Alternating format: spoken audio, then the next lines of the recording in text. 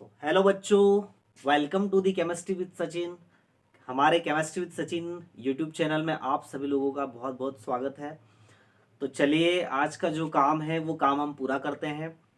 28 फरवरी 2023 की जो exam date हुई थी, केमिस्ट्री का पेपर जो हुआ है हमारा, आज हम उस पेपर का एनालिसिस करते हैं।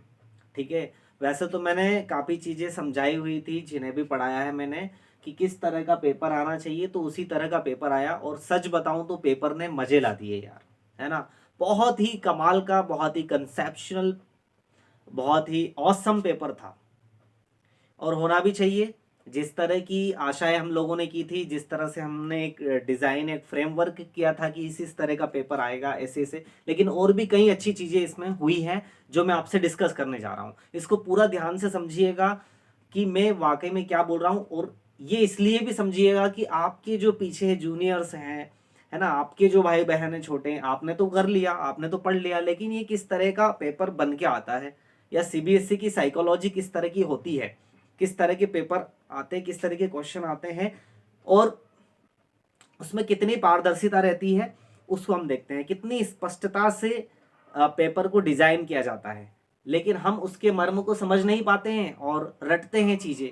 तो यहाँ पर मैं आपको बोलने वाला हूँ कि जो रटने वाले लोग थे उनके लिए काफी मुश्किल रही होगी इस पेपर के लिए, क्योंकि रटने का कोई सवाल नहीं था। यहाँ पर फोकस किया जाता है कि बच्चा समझे, है ना, चीजों को ज्यादा से ज्यादा क्या करे, समझे। तो जो समझने वाले लोग हैं उनके लिए काफी बेहतरीन पेपर रहा, और मार्क्स के अकॉर्डिंग भी बहुत ठीक रहा, मार्क्स कंट्रीब्यूशन के अकॉर्डिंग भी ठीक रहा। तो सब चीजें मैं डिस्कस करने वाला हूं। तो सबसे पहली लाइन तो हमारी खत्म हो गई। ये थोड़ा सा बोर्ड का कंफ्यूजन रहेगा, लेकिन मैं जैसे जैसे समझाता जाऊंगा आपको उस पर थोड़ा फोकस करके ध्यान से समझना। ठीक है, तो आपको समझ में आ जाएगा ये पूरा जो चीज मैंने लिख रखा है वो क्लियर। चलिए, so paper analysis chemistry class 12th CBSE exam date 28 फरवरी 2000। ये लाइन पहले समझ में आ गई आपको। सेकेंड लाइन है कि हमारे पेपर में सेक्शन कितने होते थे, तो ये तो हमने पहले भी बात की है। A B C D E section होते थे।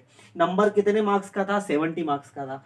सेट आए थे 1 2 3। ये ध्यान, बड़ी बात है ना।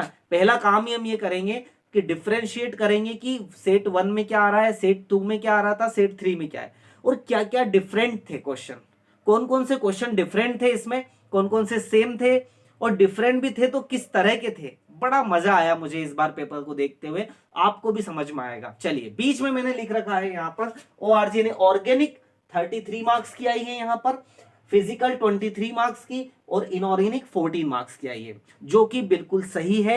अपने चैप्टर के वेटेज के अकॉर्डिंग बिल्कुल सही मात्रा में, बिल्कुल सही नंबर्स में, चैप्टर के अकॉर्डिंग, चैप्टर के वेटेज के अकॉर्डिंग बिल्कुल सही पूछे हैं क्वेश्चंस। कहां से कितना, और आपको मैंने कह ही चुका हूं, मैं साल भर से कह रहा हूं बच्चों कि जब ऑर्गेनिक के चैप्टर 50% है, यानी कि 10 चैप्टर में से 5 चैप्टर ऑर्गेनिक के हैं, तो ऑब्वियसली बात है कि 50% पेपर जो बनना है वो ऑर्गेनिक का बनना है। 50% पेपर ऑर्गेनिक का बनना था ही सही, उसमें कुछ कहने की। और आपको पता है 33 मार्क्स अराउंड आते हैं ना, 50% थोड़ा सा कम है, 2 मार्क्स 35 आ जाते, तो पूरे पेपर का 50% हो जाता। तो समथिंग 50% तक ही है। अब जिन बच्चों ने 11th ऑर्गेनिक नहीं पढ़ा है ठीक से, उनके लिए तो पूछो ही मत आप, क्योंकि 50% पेपर तो ऑर्गेनिक से आया हुआ है ना, क्योंकि 5 चैप्टर जो है वो तो ऑर्गेनिक के हैं, और वहीं पर बच्चे फंसते हैं। और उसी के लिए हम लोग हैं कि आपको पहले से हम एक सिस्टम बता देते हैं, पूरा ऑर्गेनाइज वे में चीजें बता देते हैं कि किस तरह से हमें प्रिपरेशन करनी, किस तरह से हमें तैयारी करनी है। ठीक है, चलिए आगे बढ़ते हैं। तो ये समझ में आया, ऑर्गेनिक 33। फिजिकल भी अच्छी पूछी, बिल्कुल वेटेज के अकॉर्डिंग, क्योंकि फिजिकल के 3 चैप्टर है बेटा, है ना, 3 चैप्टर है फिजिकल के, 23 मार्क्स की पूछ ली इन्होंने। इनऑर्गेनिक जो है 5 और 3 8, और ये 2 बचे। इनऑर्गेनिक 2 चैप्टर थे हमारे, डीएनए ब्लॉक और कोऑर्डिनेशन केमिस्ट्री, बिल्कुल। और एक भी क्वेश्चन जो है अलग से नहीं पूछा है, ऐसा नहीं कि दूसरे किसी चैप्टर से पूछ लिया है, जो चैप्टर थे उसी में से पूछा है। चलिए, कमाल की बात हो गई। अब हम स्टार्ट करते हैं सेक्शन ए से, लेकिन मैं सेक्शन ए को थोड़ा सा बाद में लूंगा, क्योंकि सेक्शन ए बहुत ही कमाल हो गया है इस बार, है ना, गजब का मजा आ गया, मतलब बिल्कुल। ये इसलिए बोल रहा हूं कि मुझे बहुत अच्छी चीजें लगी है सेक्शन ए की, क्योंकि सेक्शन ए जो है, सेक्शन ए में टोटल 18 क्वेश्चन है, और 18 क्वेश्चन में से 14 क्वेश्चन जो है वो मल्टीपल चॉइस थे, और 4 क्वेश्चन जो है एजर्सन रीजन टाइप क्वेश्चन थे। और बहुत ही अच्छे लेवल के क्वेश्चन उन्होंने पूछे, बहुत अच्छे लेवल के, बहुत कंसेप्चुअल, छोटी छोटी चीजें जो वाकई में याद रहनी चाहिए बच्चों को, वो पूछी उन्होंने। तो सेक्शन ए को हम डिस्कस बाद में करते हैं, हम आते हैं सेक्शन बी से बच्चों। सेक्शन बी में 7 क्वेश्चन थे और 7 क्वेश्चन में से डिफरेंट कितने क्वेश्चन थे, तो 7 क्वेश्चन में से मैं आपको बता दूं, सिर्फ सेट 1, 2 और 3 में तीनों में सिर्फ 2 क्वेश्चन डिफरेंट आए थे, है ना। मतलब कि समझ रहे हो आप, सेक्शन बी में 7 क्वेश्चन है, 7 में से 5 क्वेश्चन जो है वो तीनों में सेम है, सेट 1 में भी सेम है, 2 में भी सेम है और 3 में भी सेम है, लेकिन 2 क्वेश्चन जो है वो डिफरेंट आए हुए थे। तो पहला जो क्वेश्चन है वो यहां समझिएगा, डिफरेंस क्या था, आईयूपीएसी नेम, जो कोऑर्डिनेशन केमिस्ट्री के जो कोऑर्डिनेशन कंपाउंड है उसमें जो आईयूपीएसी आप लिखते हो, वो जो नाम है तीनों के फॉर्मूलेज जो रखे थे, सेट 1 में भी डिफरेंट था, सेट 2 में भी डिफरेंट थे और सेट 3 में भी डिफरेंट थे। बात आ गई समझ में कि क्या डिफरेंट आया था सेट 1 और 2 और 3 में। तो सेक्शन बी में एक क्वेश्चन डिफरेंट आया था, वो क्वेश्चन क्या था, आईयूपीएसी नेम वाला, जो कोऑर्डिनेशन कंपाउंड्स के होते हैं। दूसरा क्वेश्चन कैसे डिफरेंट आया था, वो आया था मैकेनिज्म, है ना, मैकेनिज्म पूछ ली थी आपसे। देखो कितनी प्यारी चीजें पूछी, सेट 1 में मैकेनिज्म पूछ ली, ये लिखा हुआ है मैंने इथीन टू इथेनॉल, लेकिन वहां पर उसने क्या करा था, एग्जाम पेपर में आप देखेंगे तो वहां पर इथीन जो है क्या किया था, इथीन का उन्होंने फॉर्मूला लिखा था प्लस इथेनॉल उससे बनाया था। तो इथीन टू इथेनॉल की आप क्या लिख दिए, मैकेनिज्म बताइए सेट 1 में। सेट 2 में इथेनॉल टू, इसका उल्टा कर दिया, ethanol to ethene, ethanol to ethene, ठीक, इसकी भी क्या बताइए, मैकेनिज्म। तो सेट 1 और सेट 3 में 2 मैकेनिज्म पूछ ली, लेकिन सेट 2 में मैकेनिज्म नहीं पूछी, उन्होंने पूछ लिया एप्रोप्रिएट सेट्स ऑफ रिएक्टेंट्स, यानी कि उन्होंने एक प्रोडक्ट का नाम दे दिया। देखो रिएक्शन में क्या होता है, रिएक्टेंट्स होते हैं और प्रोडक्ट होता है, तो उन्होंने क्या किया, प्रोडक्ट का नाम दे दिया कि भैया बताओ प्रोडक्ट ये जो बना हुआ है ये किन रिएक्टेंट से बना हुआ है। तो सेट ऑफ 2 रिएक्टेंट्स के सेट्स उन्होंने दे दिए कि किस रिएक्टेंट से बना हुआ है। ये क्वेश्चन सेट 2 में पूछा गया, यानी कि सेट 2 में मैकेनिज्म नहीं पूछी, एप्रोप्रिएट सेट्स ऑफ रिएक्टेंट पूछ लिए, ठीक है। ये 2 ही डिफरेंट थे और बाकी जो 5 क्वेश्चन सेम थे वो सेम थे, सॉल्यूशन चैप्टर से, हेलो एल्केन से, इलेक्ट्रोकेमिस्ट्री से, केमिकल काइनेटिक्स से और एल्डिहाइड से, ठीक है। तो मैं आपको बता देता हूं कि सेक्शन बी में जो सॉल्यूशन में जो क्वेश्चन आया हुआ था आपका, डेविएशन फ्रॉम राउल्स लॉ, है ना। सेक्शन बी में जो क्वेश्चन आया था वो आया था, what type of deviations from Raoult's law in shown by mixture of ethanol and acetone. तो राउल्स लॉ के डेविएशन में एक जो है किस तरह का पॉजिटिव डेविएशन जाएगा या नेगेटिव डेविएशन जाएगा, है ना। और उन्होंने क्या दिया था, एग्जाम्पल दे दिया था इथेनॉल और एसीटोन का। अच्छा, इसमें एक और बात अच्छी थी कि सॉल्यूशन वाले चैप्टर में ये क्वेश्चन आया था, इसके ऑप्शन में भी एक क्वेश्चन था, define azeotropes, what type of azeotropes is form by negative deviation from Raoult's law. तो इस तरह का एक क्वेश्चन था। फिर हम जाते हैं हेलो एल्केन में, और हेलो एल्केन से एक क्वेश्चन यहाँ पर आया था। यहाँ पर एक पूरा एक फ्रेम दिया रखा है कि an alkyl halide of molecular formula on C6H13Cl on treatment with alcoholic KOH gives 2 isomeric alkenes B and C of molecular formula.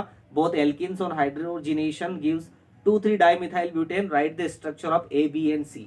ये आपको इंफॉर्मेशन दे दी थी और उसमें आपको स्ट्रक्चर बतानी थी A, B और C की। ये हेलो एल्केन से क्वेश्चन था। इलेक्ट्रोकेमिस्ट्री से कौन सा क्वेश्चन था, इलेक्ट्रोकेमिस्ट्री से आपका क्वेश्चन था बेटा, नेम द सेल, सेल का नाम बताना था और कंडीशन दे रखी थी आपकी, was used in Apollo space program. Apollo space program में कौन से सेल का यूज हुआ था, मतलब ये एक न्यूमेरिकल टाइप नहीं दिया, एक स्टेटमेंट टाइप है question. Is used in automobiles and inverters, automobile और इन्वर्टर्स में किस तरह के सेल का यूज किया जाता है उसका नाम लिखना था। Is suitable for hearing aids and watch, watch और हियरिंग एड्स में किस तरह के सेल यूज किए जाते हैं उस सेल का नाम लिखना था। Does not give a steady potential and is used in transistor, है ना, ट्रांजिस्टर्स में किस तरह के सेल का यूज, ये 4 दे रखे थे उसमें इलेक्ट्रोकेमिस्ट्री से कि उन सेल के नाम लिखने थे, वो 2 नंबर का क्वेश्चन हो जाता। केमिकल काइनेटिक्स से जो क्वेश्चन दे रखा था वो आपको दे रखा था, रेट कांस्टेंट गिवन था और आपको यहाँ पर इसमें लगा एक्टिवेशन एनर्जी निकालनी थी, ठीक है। केमिकल काइनेटिक्स से क्वेश्चन था 2 नंबर में रेट कांस्टेंट गिवन था और एक्टिवेशन एनर्जी आपको क्या है निकालनी थी। और एल्डिहाइड और कीटोन और कार्बोक्सिलिक एसिड से कौन सा क्वेश्चन आया हुआ था? इसमें आया था एल्डिहाइड से, यस, ओके। कन्वर्जन यहां पर आ गए थे टोलुएन टू बेंजोइक एसिड और बेंजल्डिहाइड टू 1 फिनाइल इथेनॉल। इसमें अच्छी बात यह थी कि ऑप्शन भी था, इसके ऑप्शन में थी रिएक्शन जहां पर बेंजल्डिहाइड दे रखा था, बेंजल्डिहाइड बना हुआ था एरो में NaOH और उसका क्या कर रखा था इन्होंने, आपको प्रोडक्ट बनाना है। तो एल्डिहाइड से क्वेश्चन था, रिएक्टेंट दे रखे थे, product banana, complete the following reaction, और उसके और में क्या थे, कन्वर्जन थे। तो ये आपके सेक्शन बी का काम हुआ। 2 डिफरेंट क्वेश्चन पूछे थे, सेट तीनों में अलग अलग में, और 5 क्वेश्चन जो थे सेम थे। चलिए अब सेक्शन सी में 5 क्वेश्चन क्या पूछे थे, सेम पूछे थे। सेट ए 1, 2 और 3 तीनों ले लो, तीनों में सेक्शन सी जो है वो जो था सेम क्वेश्चन पूछे थे। और पहला क्वेश्चन जो यहाँ पर इन्होंने पूछा था, यहाँ पर फिनॉल, एल्कोहल, फिनॉल और इथर से था, ऑर्गेनिक से था। दूसरा भी क्वेश्चन यहाँ पर हेलो एल्केन हेलो एरिन वाले से था, दूसरा भी ऑर्गेनिक से था। तीसरा क्वेश्चन यहाँ पर कोऑर्डिनेशन कंपाउंड से था, और चौथा क्वेश्चन यहाँ पर जो था कॉलिगेटिव प्रॉपर्टी ऑस्मोटिक प्रेशर से था, जो कि सॉल्यूशन से था। और पांचवा जो क्वेश्चन था वो था, इस क्वेश्चन की बात, इस सेक्शन की बात कर रहा था, वो केमिकल काइनेटिक्स था, जहां पर आपको क्या निकालनी थी, रेट कांस्टेंट को क्या करना था, एक टेबल दे रखी थी और रेट कांस्टेंट को निकालना था। तो ये जो 5 क्वेश्चन थे ये तीनों सेट में सेम थे बेटा, कोई प्रॉब्लम नहीं थी, ठीक। ये हमने बताया भी थी आपको सेम आएंगे, लेकिन हाँ इसमें ऑप्शन भी था, मैं आपको बता देता हूँ कि इसमें ऑप्शंस भी थे। और ऑप्शन किस किस में थे, हाँ ऑप्शन एक ही क्वेश्चन में था इसमें, जो कि आपका एल्कोहल, फिनॉल और ईथर वाले में था। एल्कोहल, फिनॉल और ईथर वाले में एक ही में ऑप्शन था, और एक में ऑप्शन था आपको 3 करने थे 4 की जगह पर, जो था हमारा कोऑर्डिनेशन वाले में। ये थी आपकी इंटरनल चॉइसेस, ठीक। चलिए सेक्शन डी में भी 2 क्वेश्चन आए थे, सेम थे, जो कि केस बेस्ड स्थिति थे, है ना। अनसीन पैसेज दे रखा है आपको, केस बेस्ड स्थिति थे। केस बेस्ड स्थिति में जो है एक तो चैप्टर से आया था एमीन से और दूसरा आया था बायोमोलिक्यूल से। देखो दोनों ही, मैंने बायोमोलिक्यूल्स को आपको कहा था कि बायोमोलिक्यूल से आ सकता है, आता ही है ज्यादातर, जो है वो रहती है, इसमें पॉसिबिलिटी रहती है ज्यादातर बायोमोलिक्यूल से, और आ ही गया। एमीन से भी आ गया, दोनों इसमें 4-4 क्वेश्चन अच्छे पूछे गए, दोनों क्वेश्चन सेम, ठीक है। तो 4-4 नंबर के थे दोनों, और एमीन और इससे भी ये क्वेश्चन। आई होप ये तो आप करके ही आए होंगे, अच्छे क्वेश्चन्स भी थे यहाँ पर। और दूसरी ये अच्छी बात है कि इनमें ऑप्शन भी थे, है ना।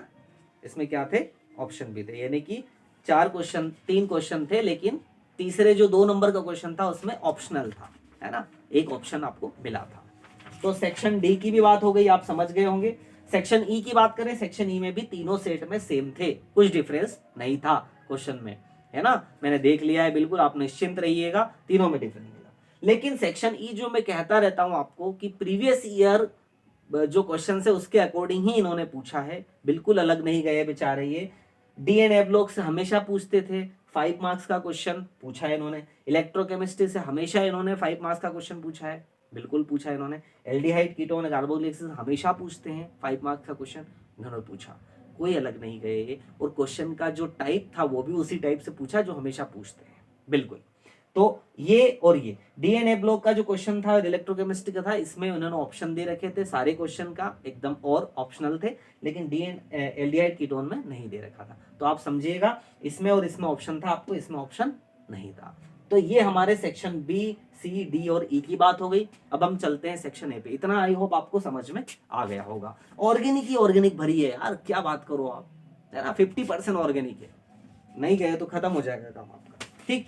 ई भी हो गया, चलिए। और क्वेश्चन बहुत अच्छे, बहुत कंसेप्चुअल। अब मेरी बात हो रही थी यहाँ पर सेक्शन ए में। सेक्शन ए में इन्होंने बहुत बहुत मजे कर दिए, तीनों सेट में बहुत मजे कर दिए। मैं आपको बताता हूं कि 13 और 14 क्वेश्चन तो ये मल्टीपल चॉइस वाले थे, और 4 क्वेश्चन जो थे एजर्सन रीजन वाले थे। अब मैं आपको बता दूं अच्छी बात, एक ही क्वेश्चन था जो तीनों सेट में सेम था, एक ही क्वेश्चन था सिर्फ, जो तीनों सेट में जो डी ग्लूकोज की स्ट्रक्चर आपसे पूछी थी ना, वो तीनों सेट में सेम थी बेटा, ठीक। और एक क्वेश्चन एजर्सन रीजन वाला जो था एनिलीन वाला, एमीन चैप्टर से, वो तीनों में सेम था। बाकी 13 क्वेश्चन डिफरेंट थे, और यहां पर भी 3 क्वेश्चन क्या थे, डिफरेंट थे, ठीक है। तो अजर्सन रीजन में हम पहले बात कर लेते हैं। 3 क्वेश्चन जो थे, सॉल्यूशन वाला, ये भी क्या था, डिफरेंट, ये भी डिफरेंट था, और इलेक्ट्रोकेमिस्ट्री वाला भी डिफरेंट पूछा था, और डी ब्लॉक से क्वेश्चन था वो भी क्या पूछा था, डिफरेंट पूछा था। तो यहाँ पर तो इन्होंने अच्छी पूछी, यहाँ पर ऑर्गेनिक वाला सेम पूछ लिया, बाकी ये तीनों जो थे वो डिफरेंस पूछ लिए। देखो पेपर बनाने का भी कितना बढ़िया उनका माइंड चला, जब ऑर्गेनिक ज्यादा है तो ऑर्गेनिक को थोड़ा सा सेम पूछ लिया इन्होंने, ये कम है वेटेज में तो इनको थोड़ा सा अलग पूछ लिया, डिफरेंट पूछ लिया। ठीक, ऑर्गेनिक का डी ग्लूकोज सेम पूछ लिया सबसे, बाकी चीजें। चलिए अब डिफरेंट जो है 13 क्वेश्चन, वो किस तरह के क्वेश्चन थे। तो पहला क्वेश्चन, मतलब पहला नहीं, एक चीज बता देता हूं आपको मैं, यहाँ पहला दूसरा नहीं कर रहा हूं मैं। वांट ऑफ फैक्टर से एक क्वेश्चन आया था जो तीनों में अलग था वांट ऑफ फैक्टर। देखो कितनी बढ़िया बात है, वांट ऑफ फैक्टर था। बच्चों को ये कंसेप्ट आना चाहिए, ऐसा नहीं कि वांट ऑफ फैक्टर की जगह किसी को कोलिगेटिव प्रॉपर्टी दे दिया हो या किसी को दूसरी कोई चीज दे दी, नहीं ऐसा नहीं किया भाई।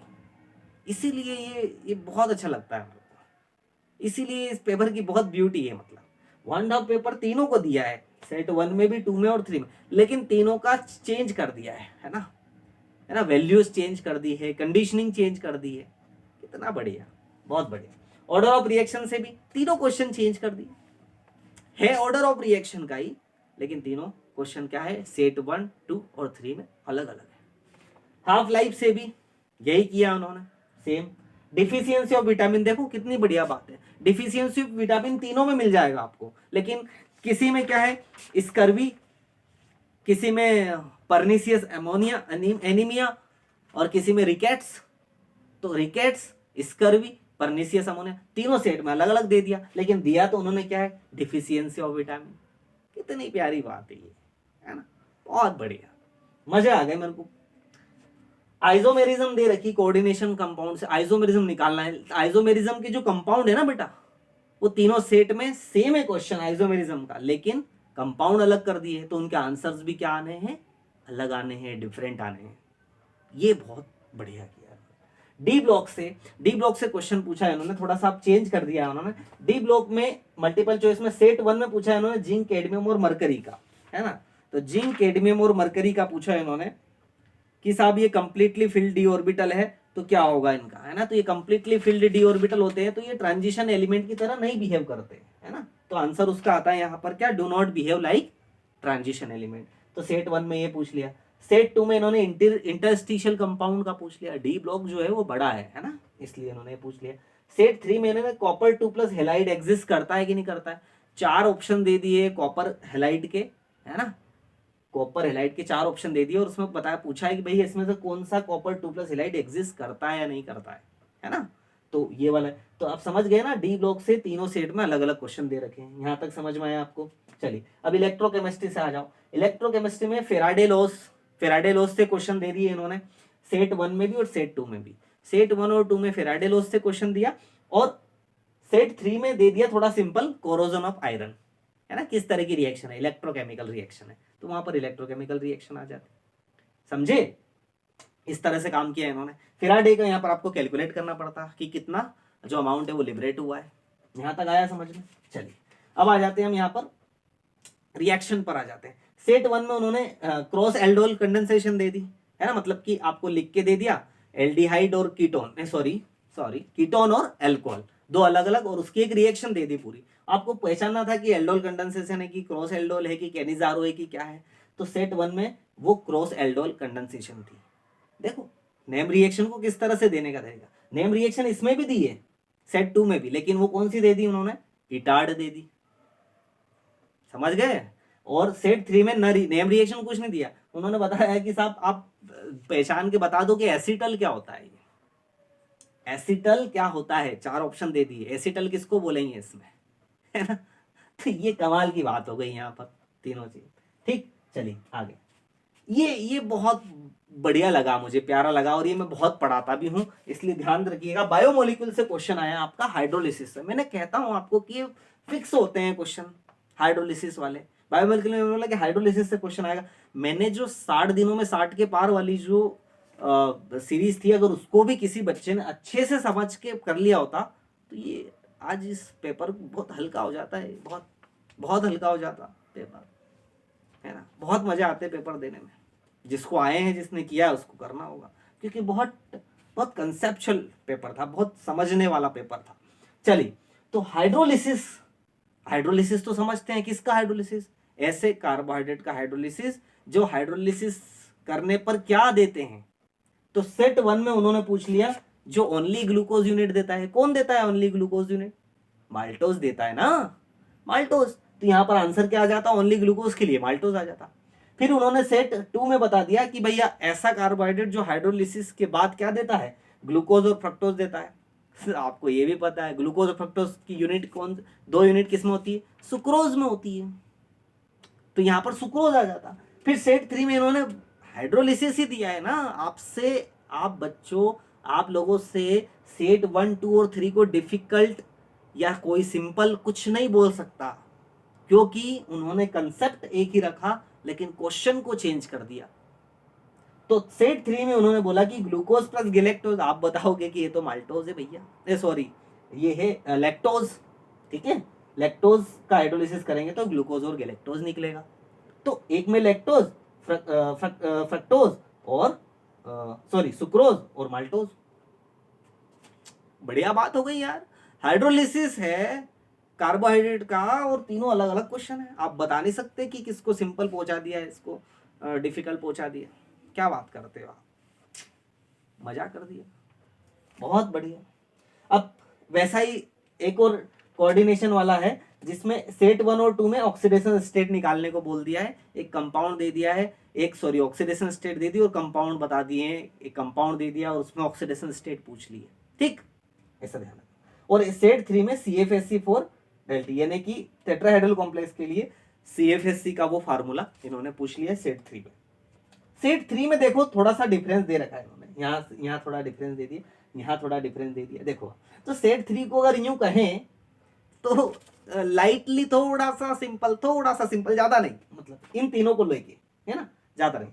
यहाँ कोरोजन डायरेक्ट लग जाता, एसिटल भी डायरेक्ट, ज्यादा दिमाग लगाने की जरूरत नहीं। CFSC ये भी एकदम डायरेक्ट वाला क्वेश्चन है ना, निकालने वाला नहीं था। तो सेट 3 को हम थोड़ा सा क्या बोल सकते हैं कि ठीक है, लेकिन इतना मुझे लगा नहीं कि इतना कोई खास था। तो यार बच्चों, ये था हमारा कंप्लीट पेपर एनालिसिस। अब आपको ये समझना है ना, ये सब समझाने के लिए मैंने, ये सब तो मैं वैसे भी समझाता रहता हूँ आप लोगों को कि किस तरह से क्वेश्चन आते हैं, लेकिन आप कितना समझे नहीं समझे, लेकिन मैंने इन तीनों पेपर के सेट्स को, सेट 1, सेट 2, सेट 3 को मैंने आपको कंप्लीट समझा दिया है, किस तरह के क्वेश्चन आए थे और किस तरह से हमेशा आते रहे हैं, ठीक। अभी आप पे डिपेंड करता है कि आपने किसको कितना किस तरह से कितना अच्छा आपने इसको किया है।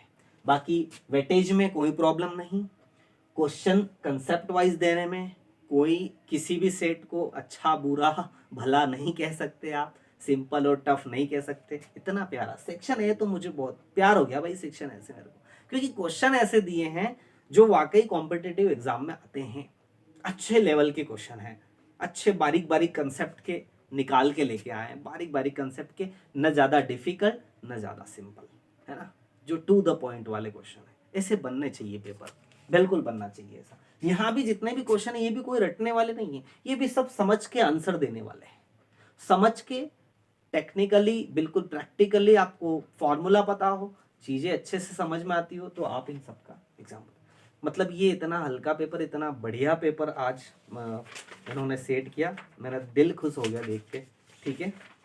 अब आपका हुआ है नहीं हुआ है मुझे नहीं पता, है ना, बाकी बहुत अच्छी चीज है और हर एक चीज कवर हुई है यहाँ पर, है ना, हर एक चीज। EMF से क्वेश्चन, मैंने तो कहा था आपको EMF से हमेशा क्वेश्चन आता ही। मैंने यार जो आपके लिए सीरीज बनाई थी 60 दिनों में 60 के बाद, अगर आप उसको ईमानदारी से देखते करते उसको लेके, और आपको जिसने भी ईमानदारी से वो किया है तो समझ में आएगा उसको कि वाकई सच में वो एक बहुत कामयाब सीरीज थी, बहुत ही, जिसने भी की होगी उसको ये आज का पूरा समझ में आ रहा होगा कि क्वेश्चन कहाँ से आता है, कैसे आता है, ठीक है।